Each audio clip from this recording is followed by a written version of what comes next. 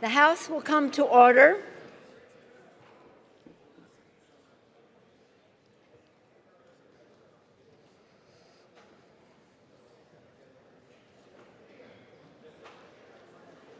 Madam Speaker, the Vice President and the United States Senate.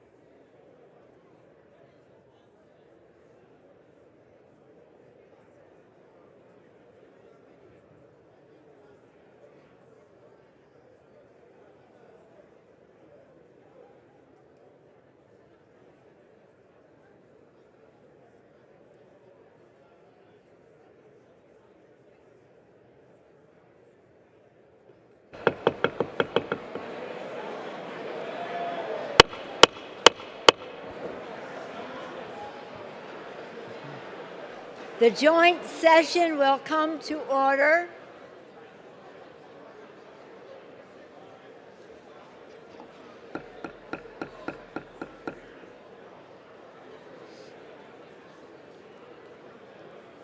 Okay, then we do these, okay? The joint session will come to order. The chair appoints as members of the committee on the part of the House to escort the President of the United States into the chambers.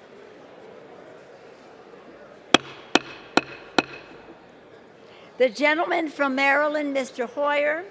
The gentleman from South Carolina, Mr. Clyburn. The gentleman from the gentlewoman from Massachusetts, Ms. Clark. The gentleman from New York, Mr. Jeffries. The gentleman from New York, Mr. Sean Patrick Maloney. The woman from Ohio, Ms. Capter. The gentlewoman from Delaware, Ms. Blunt Rochester. The gentleman from California, Mr. McCarthy. The gentleman from Louisiana, Mr. Scalise. The gentlewoman from New York, Ms. Stefanik. The gentleman from Louisiana, Mr. Mike Johnson. The gentleman from Alabama, Mr. Palmer. The gentleman from Oklahoma, Mr. Cole. The gentlewoman from Indiana, Ms. Spartz.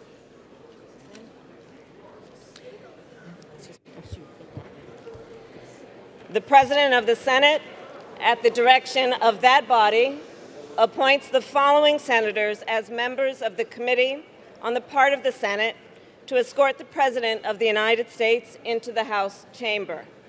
The Senator from New York, Mr. Schumer. The Senator from Vermont, Mr. Leahy.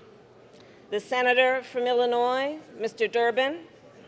The Senator from Michigan, Ms. Snapanow. The Senator from Minnesota, Ms. Klobuchar. The Senator from Wisconsin, Ms. Baldwin. The Senator from Kentucky, Mr. McConnell. The Senator from South Dakota, Mr. Thune. The Senator from Wyoming, Mr. Barrasso. The Senator from Iowa, Ms. Ernst. The Senator from Missouri, Mr. Blunt. And the Senator from Iowa, Mr. Grassley. The members of the Escort Committee will exit the chamber through the lobby doors.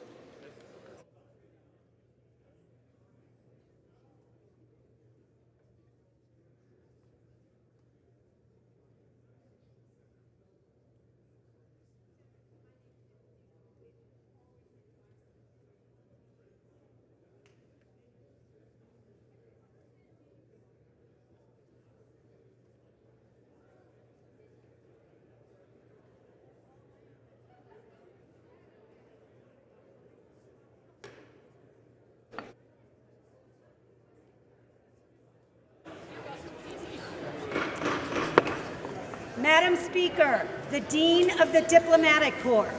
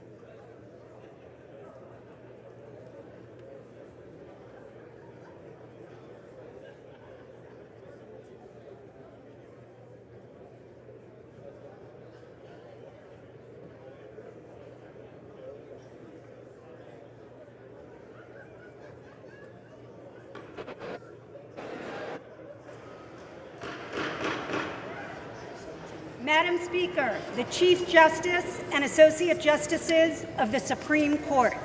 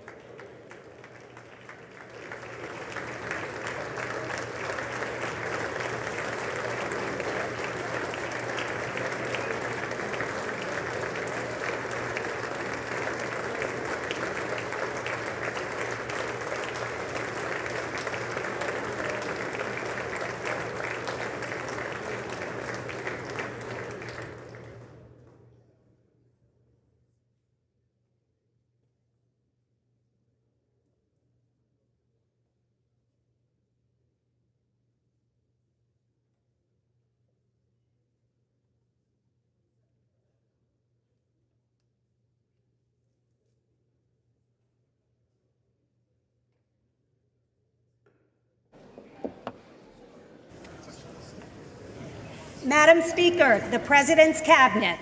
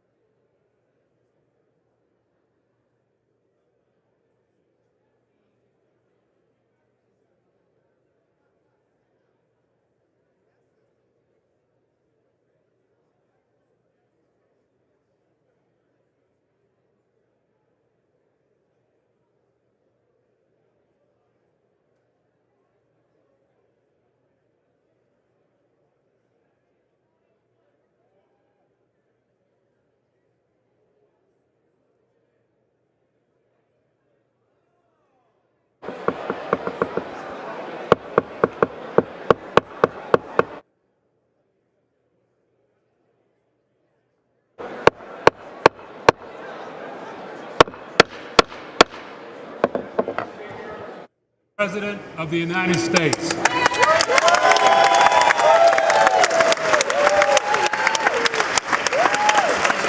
Like the flag.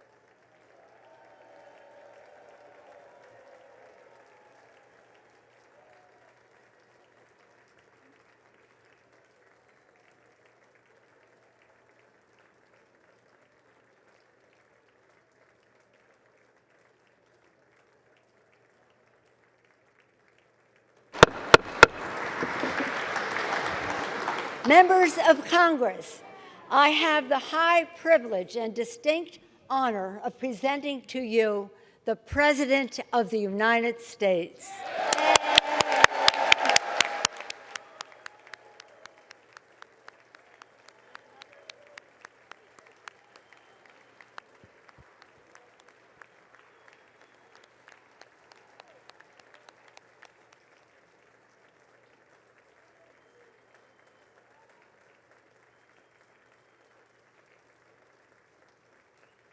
Thank you, thank you.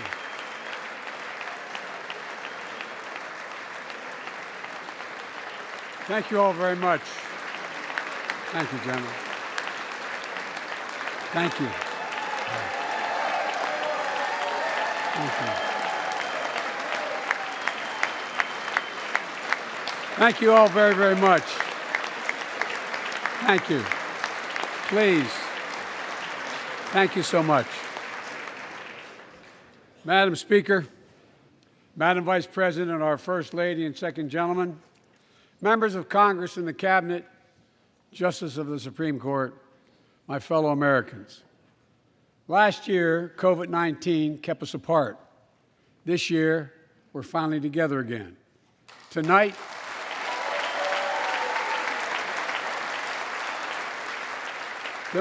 we meet as Democrats, Republicans, Independents, but most importantly, as Americans, with the duty to one another, to America, to the American people, to the Constitution, and an unwavering resolve that freedom will always triumph over tyranny.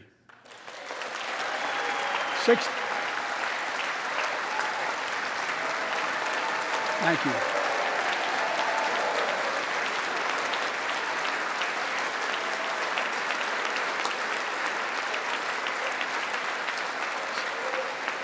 Six days ago, Russia's Vladimir Putin sought to shake the very foundations of the free world, thinking he could make it bend to his menacing ways. But he badly miscalculated. He thought he could roll into Ukraine and the world would roll over. Instead, he met with a wall of strength he never anticipated or imagined. He met the Ukrainian people.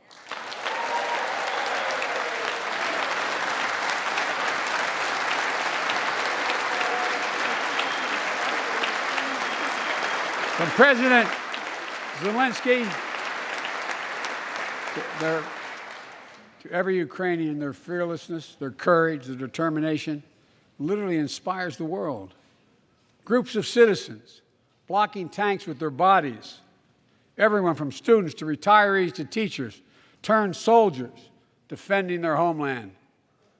And in this struggle, President Zelensky said in his speech to the European Parliament, "Light will win over darkness." The Ukrainian ambassador to the United States is here tonight, sitting with the First Lady.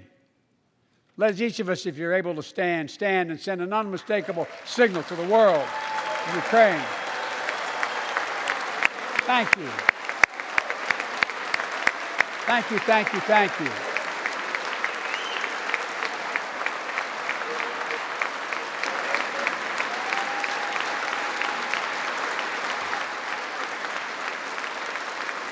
She's bright, she's strong, and she's resolved.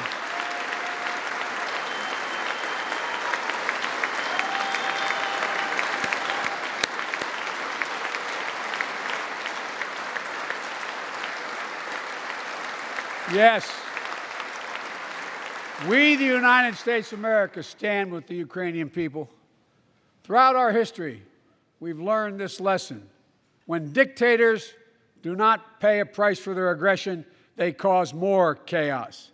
They keep moving, and the cost, the threats to America and America to the world keeps rising. That's why the NATO alliance was created, to secure peace and stability in Europe after World War II.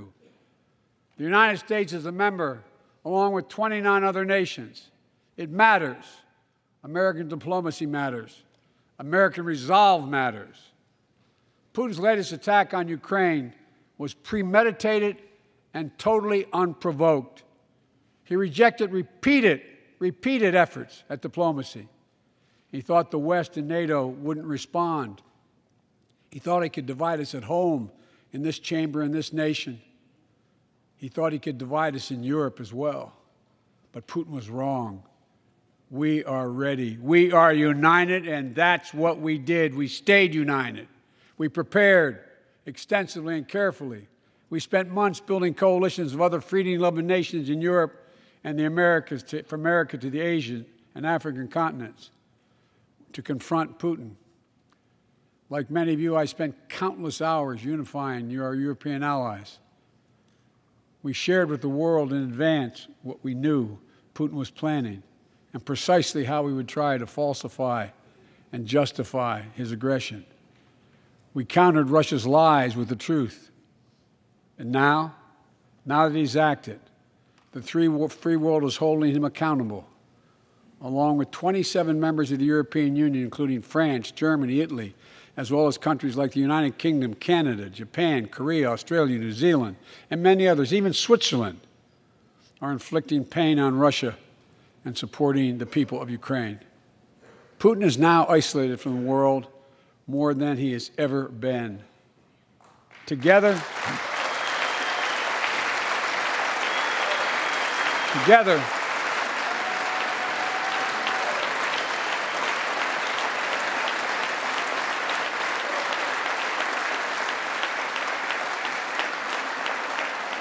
along with our allies, we are right now enforcing powerful economic sanctions. We're cutting off Russia's largest banks from the international financial system, preventing Russia's central bank from defending the Russian ruble, making Putin's $630 billion war fund worthless. We're choking Russia's access. To technology that will sap its economic strength and weaken its military for years to come. Tonight, I say to the Russian oligarchs and the corrupt leaders who built billions of dollars off this violent regime, no more. The United States, I mean it.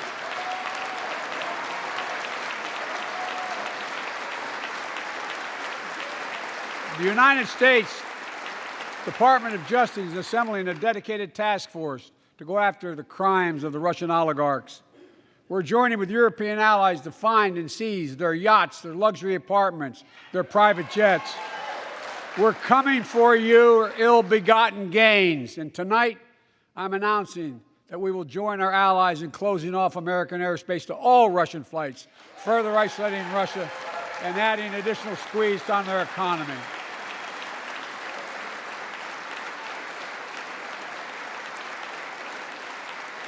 He has no idea what's coming. The ruble has already lost 30% of its value. The Russian stock market has lost 40% of its value, and trading remains suspended. The Russian economy is reeling, and Putin alone is the one to blame. Together with our allies, we're providing support to the Ukrainians in their fight for freedom. Military assistance, economic assistance, humanitarian assistance. We're giving more than $1 billion of direct assistance to Ukraine, and will continue to aid the Ukrainian people as they defend their country and help ease their suffering.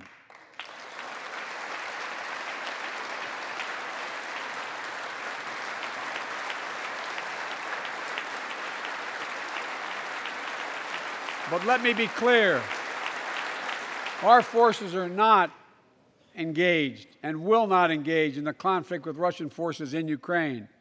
Our forces are not going to Europe to fight Ukraine, but to defend our NATO allies in the event that Putin decides to keep moving west. For that purpose, we have mobilized American ground forces, air squadrons, ship deployments to protect NATO countries including Poland, Romania, Latvia, Lithuania, and Estonia. And as I've made crystal clear, the United States and our allies will defend every inch of territory that is NATO territory with the full force of our collective power. Every single inch.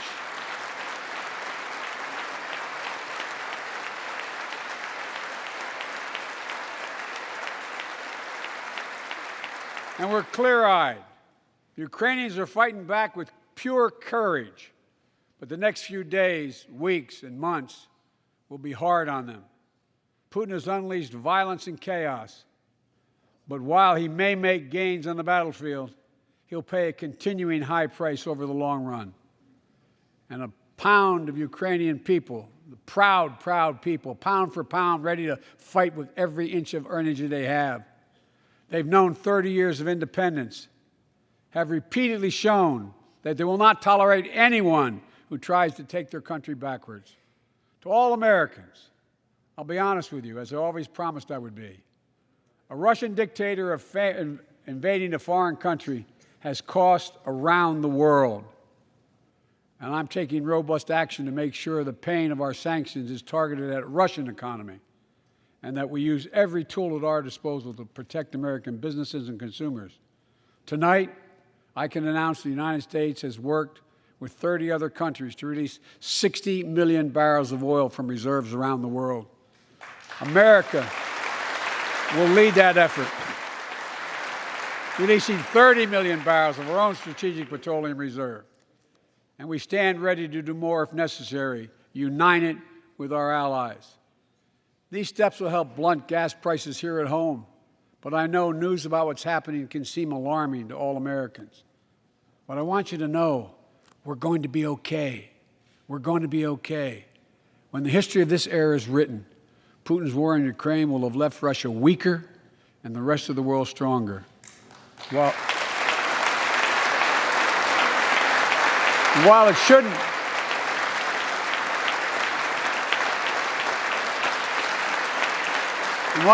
have taken something so terrible for people around the world to see what's at stake, now everyone sees it clearly. We see the unity among leaders of nations, a more unified Europe, a more unified West. We see unity among the people who are gathering in cities and large crowds around the world, even in Russia, to demonstrate their support for the people of Ukraine. In the battle between democracy and autocracies, democracies are rising to the moment, and the world is clearly choosing the side of peace and security. This is the real test, and it's going to take time. So let us continue to draw inspiration from the iron will of the Ukrainian people. To our fellow Ukrainian Americans who forged the deep bond that connects our two nations, we stand with you. We stand with you. Putin may circle Kyiv with tanks, but he'll never gain the hearts and souls of the Iranian people. He'll never extinguish their love of freedom. and he will never, never weaken the resolve of the free world.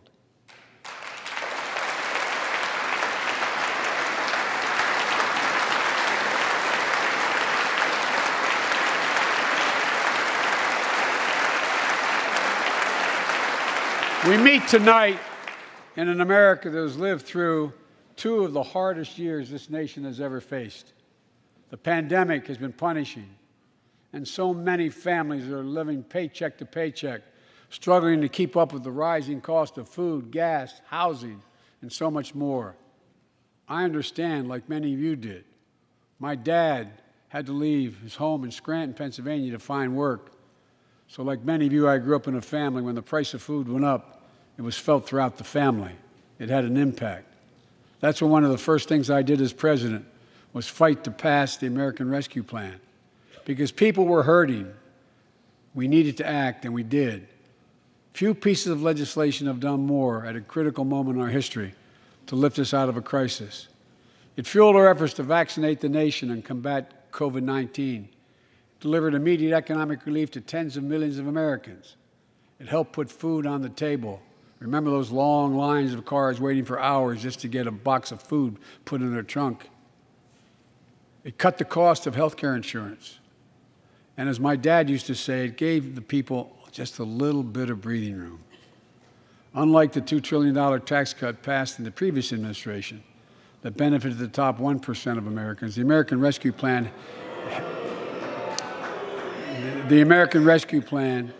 helped working people and left no one behind. Folks,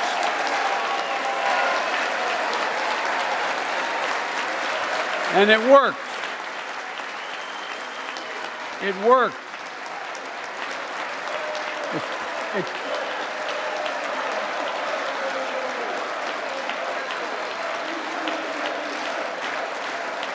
It worked.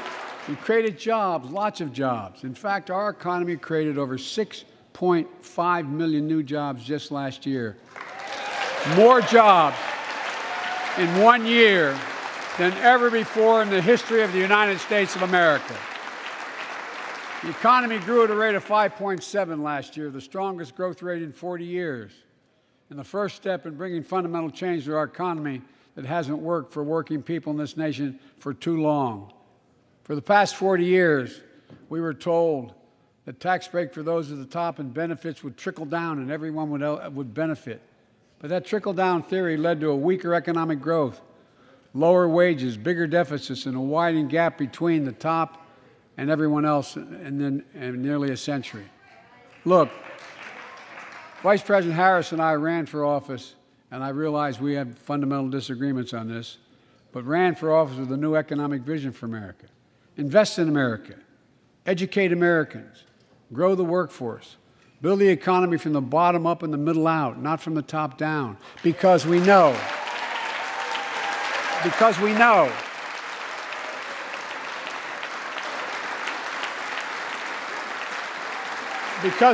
when the middle class grows, the poor will way up and the wealthy do very well. America used to have the best roads, bridges, and airports on earth, and now our infrastructure is ranked 13th in the world. We won't be able to compete for the jobs of the 21st century if we don't fix it. That's why it was so important to pass the bipartisan infrastructure law. And I thank my Republican friends who joined to invest and rebuild America, the single biggest investment in history. It was a bipartisan effort, and I want to thank the members of both parties who worked to make it happen. We're done talking about infrastructure weeks. We're now talking about an infrastructure decade. And look,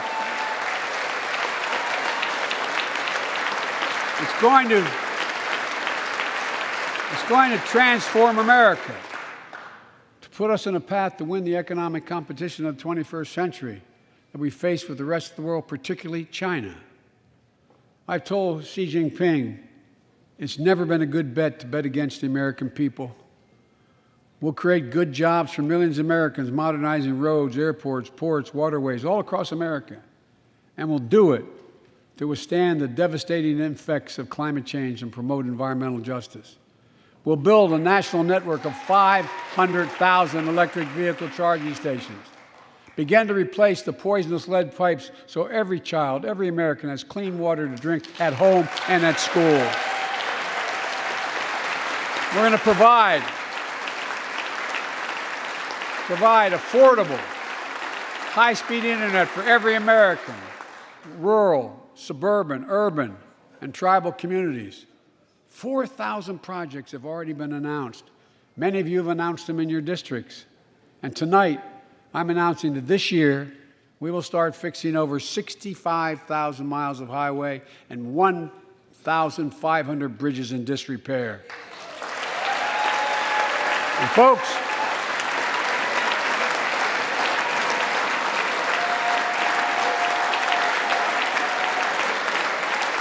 when we use taxpayers' dollars to rebuild America, we're going to do it by buying America.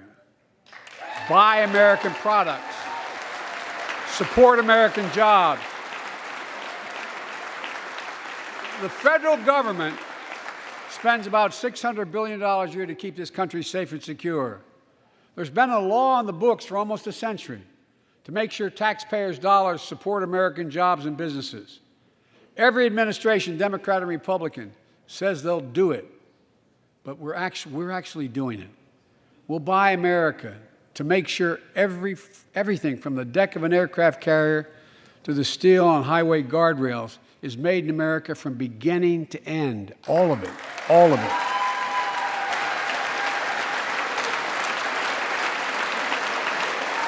But folks,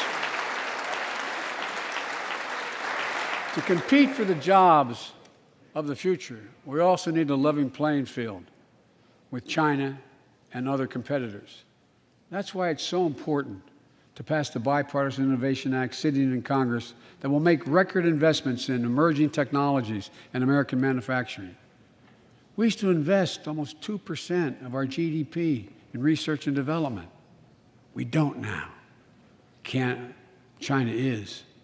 Let me give you one example why it's so important to pass. If you travel 20 miles east of Columbus, Ohio, you'll find 1,000 empty acres of land. It won't look like much, but if you stop and look closely, you'll see a field of dreams, the ground on which America's future will be built. That's where Intel, the American company that helped build Silicon Valley, is going to build a $20 billion semiconductor megasite. Up to 8 state-of-the-art factories in one place, 10,000 new jobs. And in those factories, the average job about $135,000 a year. Some of the most sophisticated manufacturing in the world to make computer chips the size of a fingertip, that power the world in everyday lives, from smartphones, technology, the internet, technology that's yet to be invented. But that's just the beginning.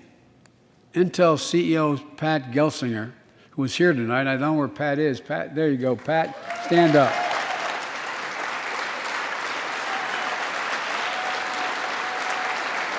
Pat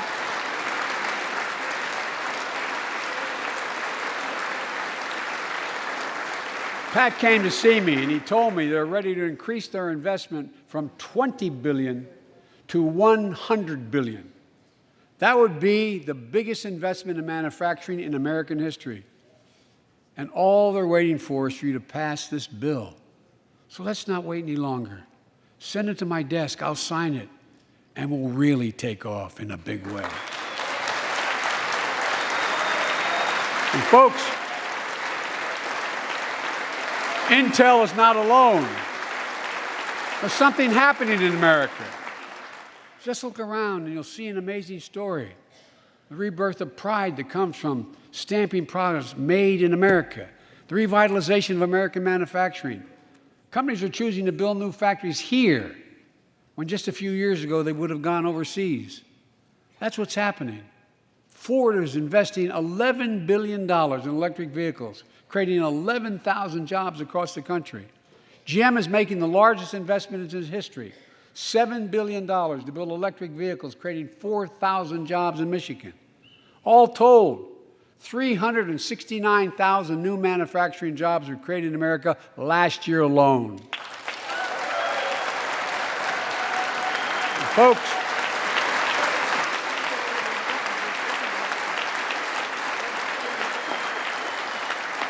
powered by people I've met like JoJo Burgess from generations of union steelworkers in Pittsburgh, who's here with us tonight. Where are you, JoJo? There you go. Thanks, buddy. As Ohio Senator Sherrod Brown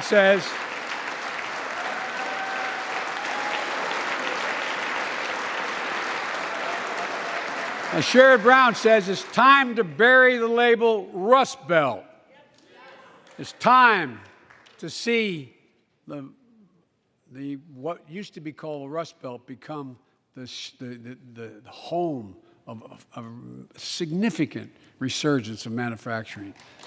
And with all the bright spots in our economy, record job growth, higher wages, too many families are struggling to keep up with their bills.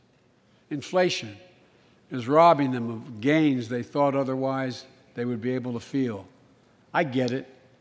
That's why my top priority is getting prices under control. Look, our economy roared back faster than almost anyone predicted.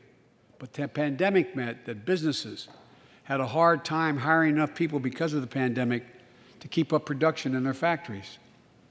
So you didn't have people making those beams that went into buildings because they were out. The factory was closed. The panic also disrupted the global supply chain. Factories close. When that happens, it takes longer to make goods and get them to the warehouses, to the stores, and prices go up. Look at cars last year. 1/3 of all the inflation was because of automobile sales. There weren't enough semiconductors to make all the cars that people wanted to buy. And guess what? Prices of automobiles went way up, especially used vehicles as well. And so we have a choice. One way to fight inflation is to drive down wages and make Americans poorer. I think I have a better idea to fight inflation. Lower your costs, not your wages. And folks,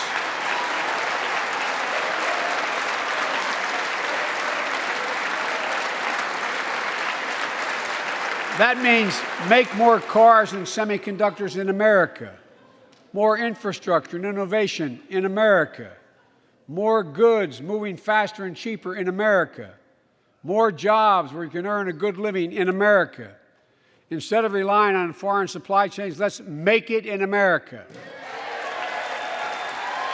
Look, economists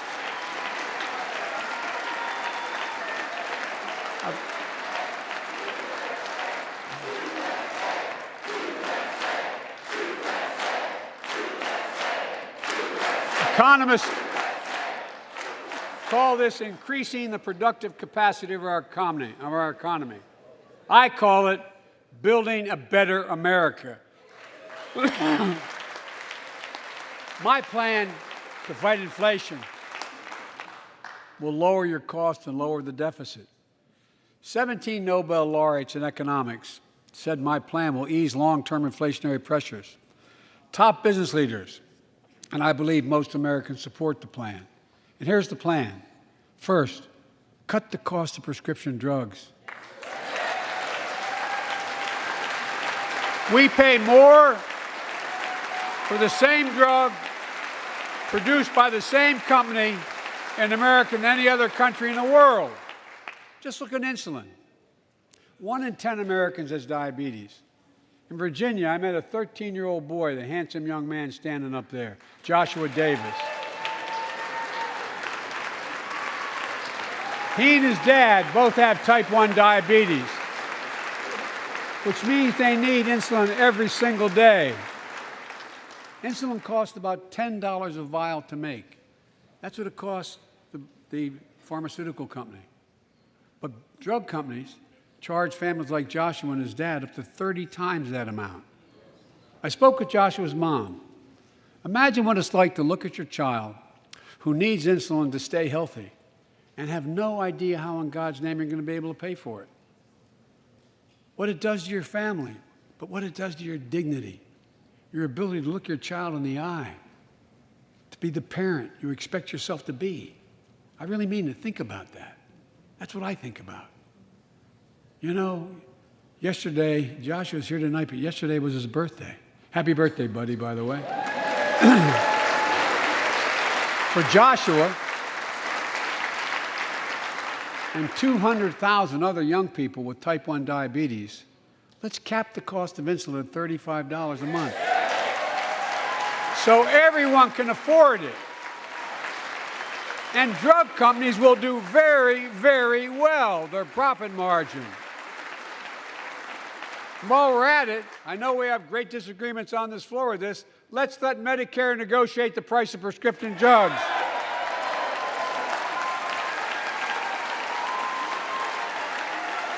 They already set the price for VA drugs. Look, the American Rescue Plan is helping millions of families with Affordable Care Act plans to save them $2,400 a year on their health premiums. Let's close the coverage gap and make these savings permanent. And second, let's cut energy costs for families, an average of $500 a year by combating climate change. Let's provide an investment tax credits to weatherize your home and your business, to be energy efficient and get a tax credit for it. Double America's clean energy production in solar, wind, and so much more. Lower the price of electric vehicles, saving another $80 a month that you're not going to have to pay at the pump. Folks,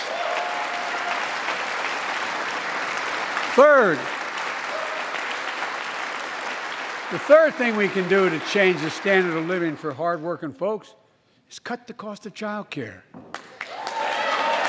Cut the cost of child care. Folks, if you live in a major city in America, you pay up to $14,000 a year for child care per child. I was a single dad for 5 years, raising 2 kids. I had a lot of help, though. I had a mom, a dad, a brother, and a sister that really helped. But middle class and working folks shouldn't have to pay more than 7% of their income to care for the young children. My plan would cut the cost of child care in half for most families and help parents, including millions of women who left the workforce during the pandemic because they couldn't afford child care, to be able to get back to work, generating economic growth. But my plan doesn't stop there. It also includes home and long-term care, more affordable housing, pre-K for 3- and 4-year-olds. All these will lower costs to families. And under my plan, nobody, let me say this again, nobody earning less than $400,000 a year will pay an additional penny in new taxes. Not a single penny.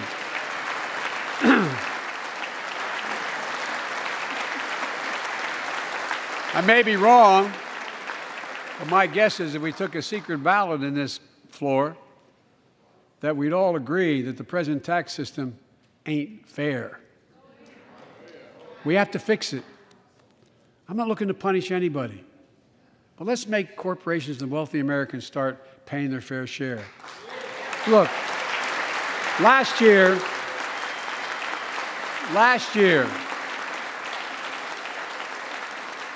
and like Chris Coons and Tom Carper and my distinguished Congresswoman, we come from the land of corporate America. There are more corporations incorporated in America than every other state in America combined. And I still won 36 years in a row. The point is, even they understand they should pay just a fair share.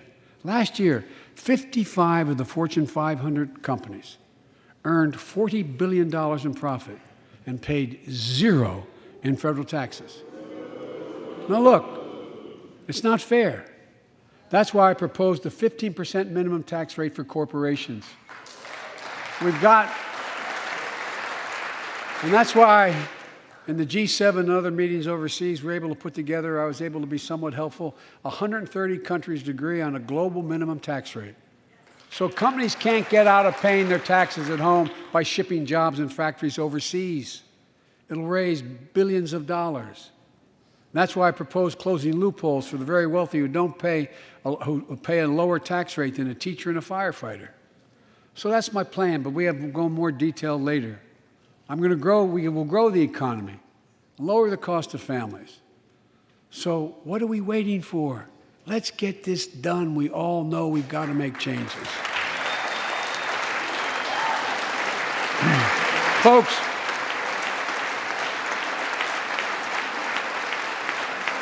and while you're at it, confirm my nominees for the Federal Reserve, which plays a critical role in fighting inflation.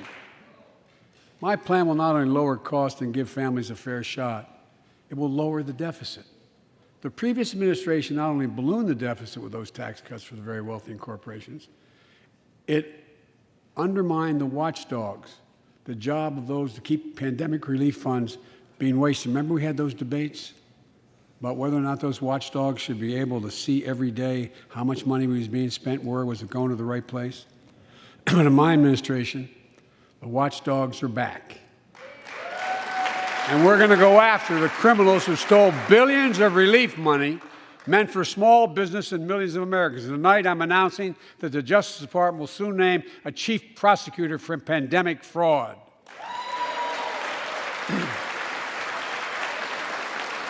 And look,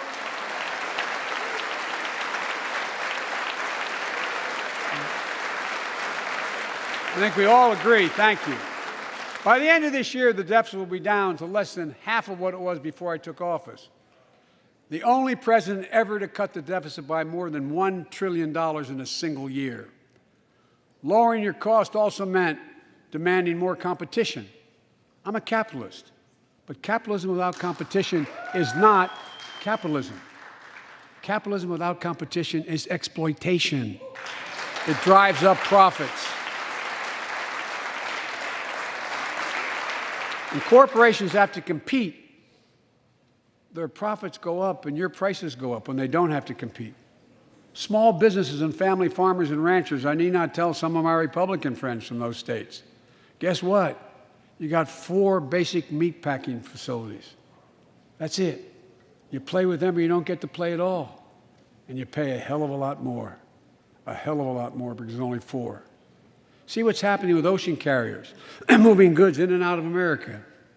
During the pandemic, about half a dozen or less foreign-owned companies raised prices by as much as 1,000% and made record profits. Tonight, I'm announcing a crackdown on those companies overcharging American businesses and consumers. And folks,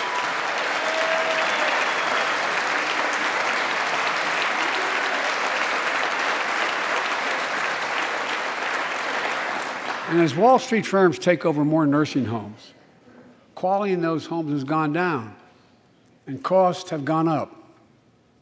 That ends on my watch. Medicare is going to set higher standards for nursing homes and make sure your loved ones get the care they deserve and that they inspect and they will look at closely.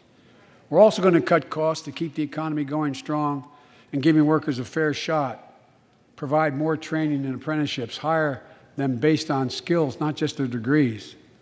Let's pass the Paycheck Fairness Act and paid leave. Raise the minimum wage to $15 an hour and extend the child tax credit so no one has to raise a family in poverty. Let's increase Pell Grants, increase our historic support for HBCUs, and invest in what Jill, our First Lady who teaches full-time, calls America's best-kept secret, community colleges. Look, let's pass the PRO Act. When a majority of workers want to form a union, they shouldn't be able to be stopped. When we invest in our workers and we build an economy from the bottom up and the middle out together, we can do something we haven't done in a long time, build a better America.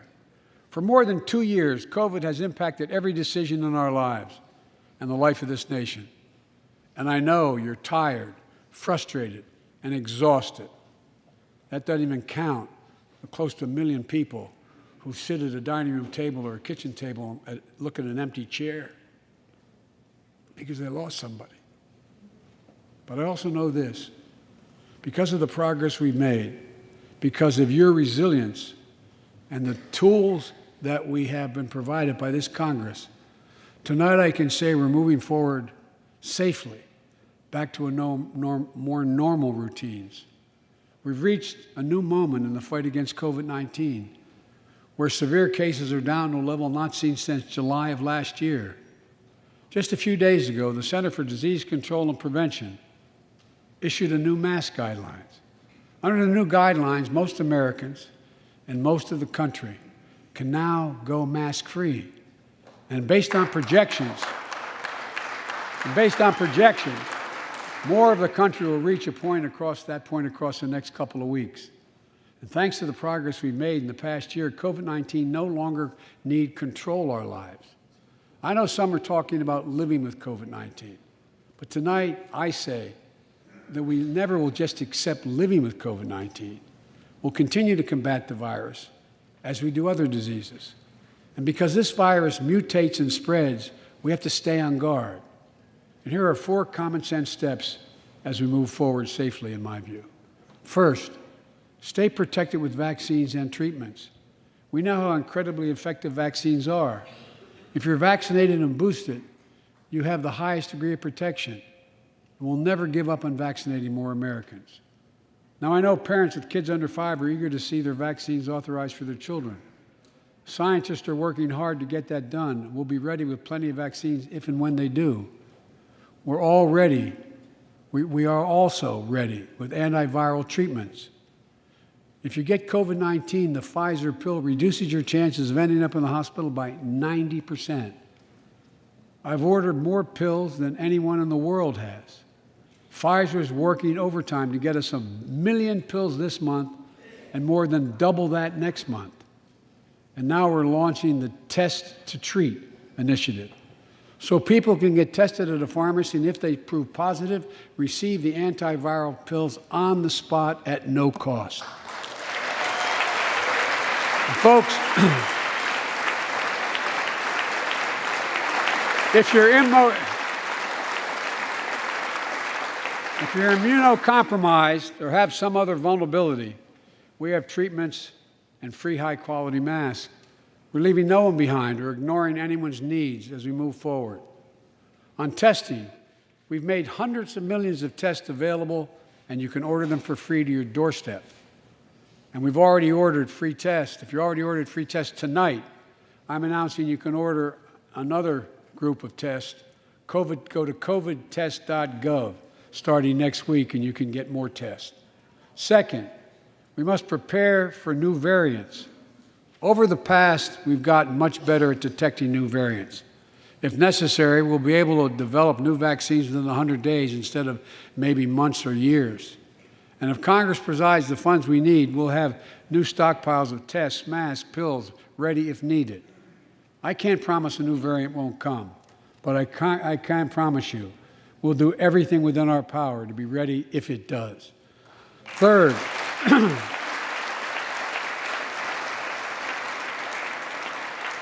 we can end the shutdown of schools and businesses. We have the tools we need.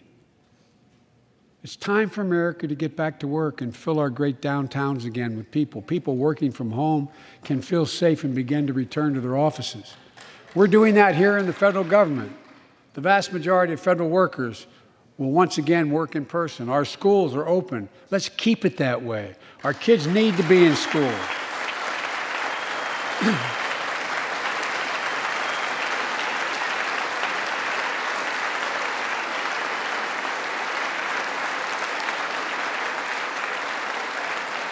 With 75% of adult Americans fully vaccinated and hospitalizations down by 77%, most Americans can remove their masks and stay in the classroom and move forward safely. We achieved this because we provided free vaccines, treatments, tests, and masks. Of course, continuing this costs money, so I'll not surprise you. I'll be back to see you all. And I'm going to soon send a request to Congress. The vast majority of Americans have used these tools and may want again. We may need them again. So I expect Congress, and I hope you'll pass that quickly. Fourth, we'll continue vaccinating the world.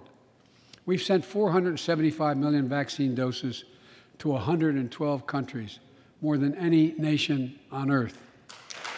We won't stop because you can't build a wall high enough to keep out a vaccine. The vaccine can stop the spread of these diseases. You know, we've lost so much in COVID-19, time with one another. The worst of all, much the loss of life. Let's use this moment to reset. So stop looking at COVID as a partisan dividing line. See it for what it is, a god-awful disease. Let's stop seeing each other as enemies and start seeing each other for who we are, fellow Americans. Look,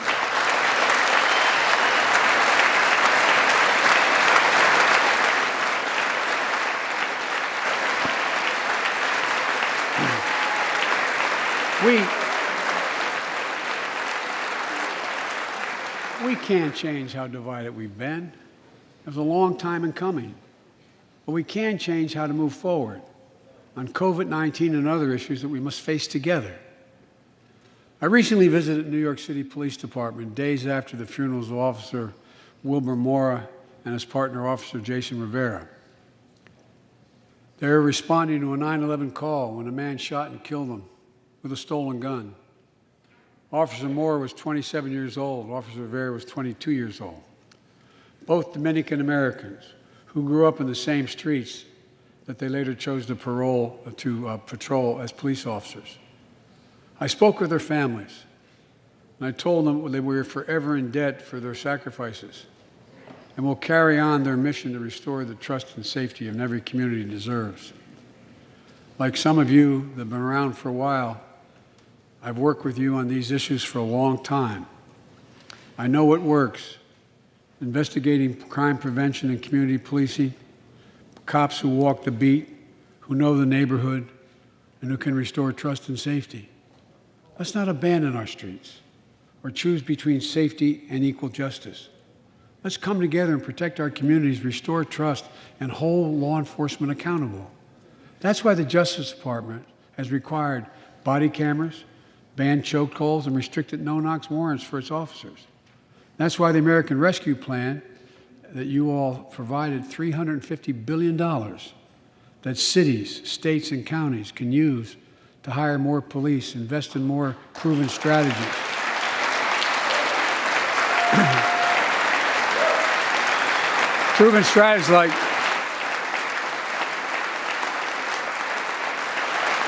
Proven strategies like community violence interruption, trusted messengers, breaking the cycle of violence and trauma, and giving young people some hope. We should all agree the answer is not to defund the police, it's to fund the police. Fund them. Fund them.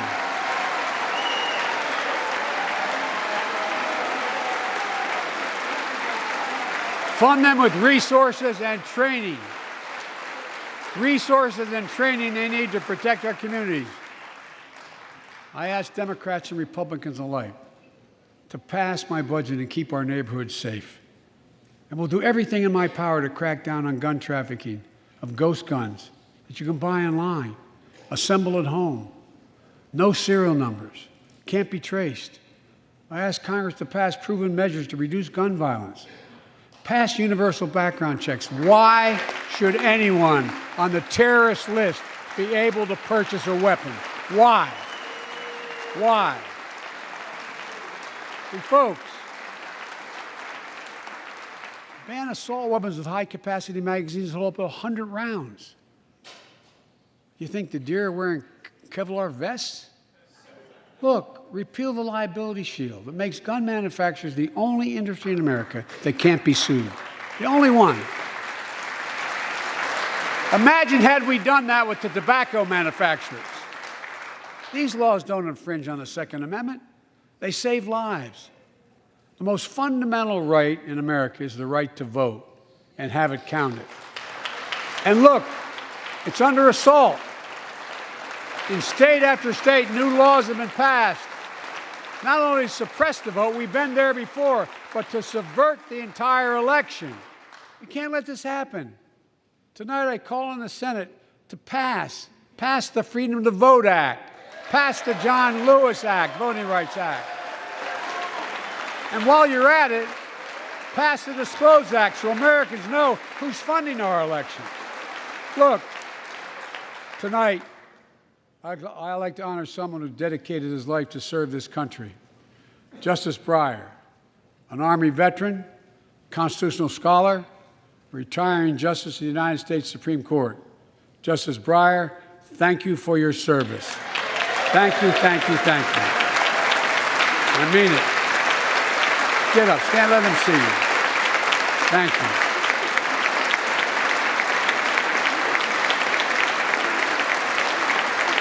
And we all know, no matter what your ideology, we all know one of the most serious constitutional responsibility a president has is nominating someone to serve on the United States Supreme Court. As I did 4 days ago, I've nominated the Circuit Court of Appeals, Ketanji Brown Jackson, one of our nation's top legal minds, who will continue in Justice Breyer's legacy of excellence. A former top litigator in private practice, a former federal public defender, from a family of public school educators and police officers. She's a consensus builder. Since she's been nominated, she's received a broad range of support, including the Fraternal Order of Police and former judges supported by Democrats and Republicans. Folks, if we're to advance liberty and justice, we need to secure our border and fix the immigration system.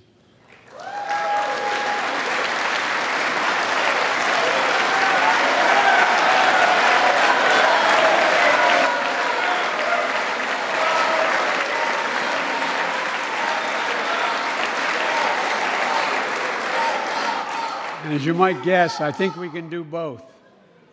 At our border, we've installed new technology like cutting-edge scanners to better detect drug smuggling. We've set up joint patrols with Mexico and Guatemala to catch more human traffickers. We're putting in place dedicated immigration judges, a significant larger number, so families fleeing persecution and violence can have their cases heard faster, and those who don't legitimately hear can be sent back. We're screening, we're securing commitments, and supporting partners in South and Central America to host more refugees and secure their own borders. We can do all this while keeping lit the torch of liberty that has led a generation of immigrants to this land, my forebears and many of yours. Provide a pathway to citizenship for dreamers, those with temporary status, farm workers, essential workers. Revise our laws so businesses have workers they need and families don't wait decades to reunite. It's not only the right thing to do, it's economically smart thing to do. That's why the immigration reform is supported by everyone from labor unions to religious leaders to the U.S. Chamber of Commerce. Let's get it done once and for all. Folks,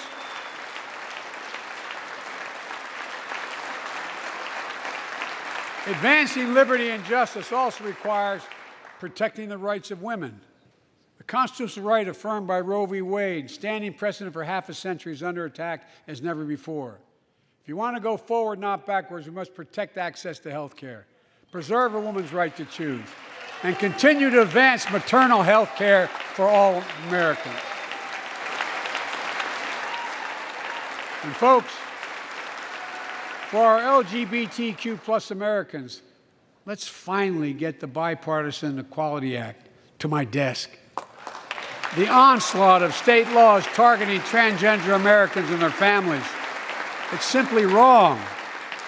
And I said last year, especially to our younger transgender Americans, I'll always have your back as your president so you can be yourself and reach your God-given potential. Folks,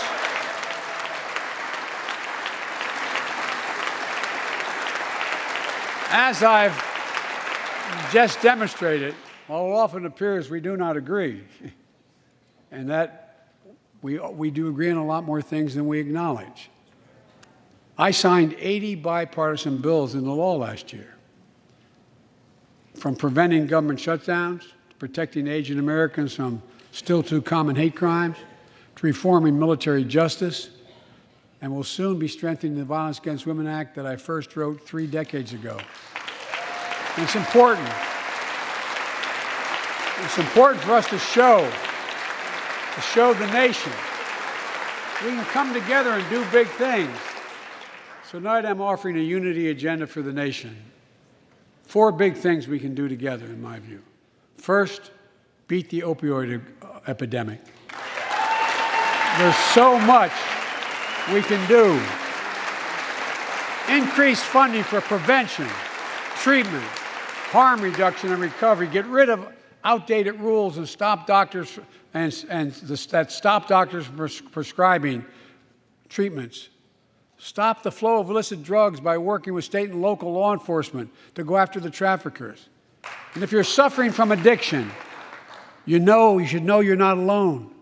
I believe in recovery, and I celebrate the 23 million Americans in recovery.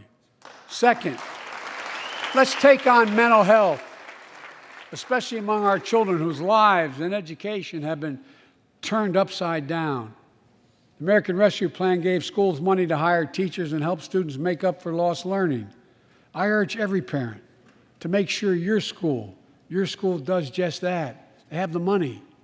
We can all play a part. Sign up to be a tutor or a mentor. Children were also struggling before the pandemic: bullying, violence, trauma, and the harms of social media. As Frances Haugen, who is here tonight with us, has shown, we must hold social media platforms accountable for the national experiment they're conducting on our children for profit.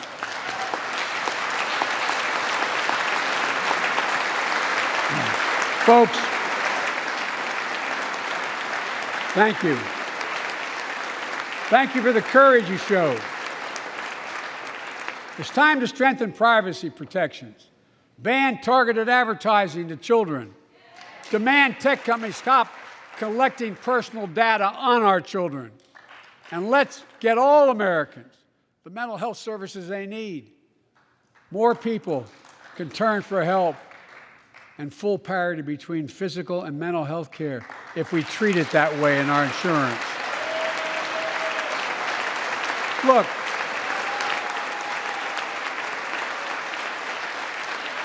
the third piece of that agenda is support our veterans. Veterans are the backbone and the spine of this country. They're the best of us. I've always believed that we have a sacred obligation to equip those we send to war and care for those in their family when they come home.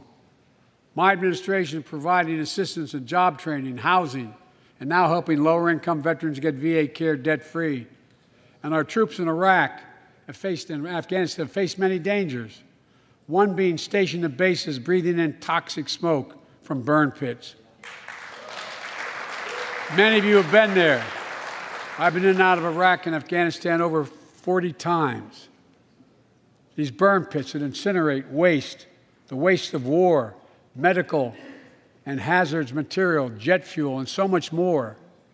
And they come home, many of the world's fittest and best trained warriors in the world. Never the same. Headaches, numbness, dizziness.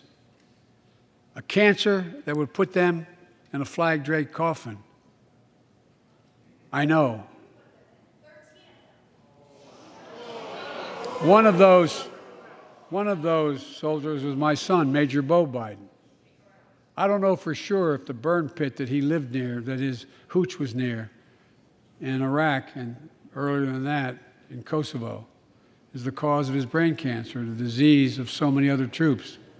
But I am committed to find out everything we can, committed to military families like Danielle Robinson from Ohio, the widow of Sergeant First Class Heath Robinson. He was born a soldier, Army National Guard, combat medic in Kosovo and Iraq, stationed near Baghdad, just yards from burn pits the size of football fields. Danielle is here with us tonight. They love going to Ohio State football games.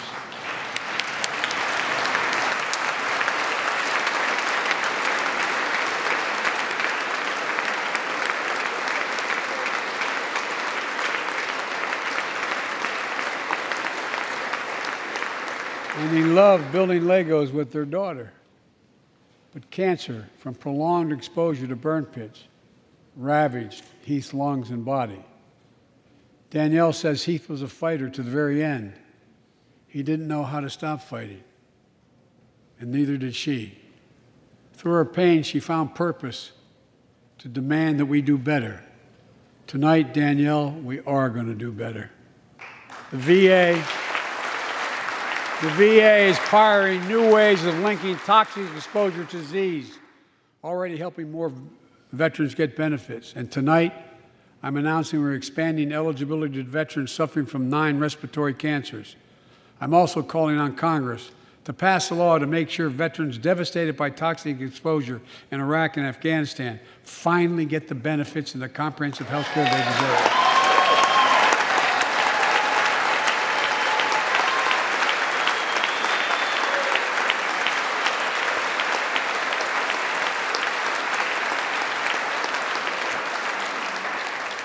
And fourth and last, let's end cancer as we know it. This is personal.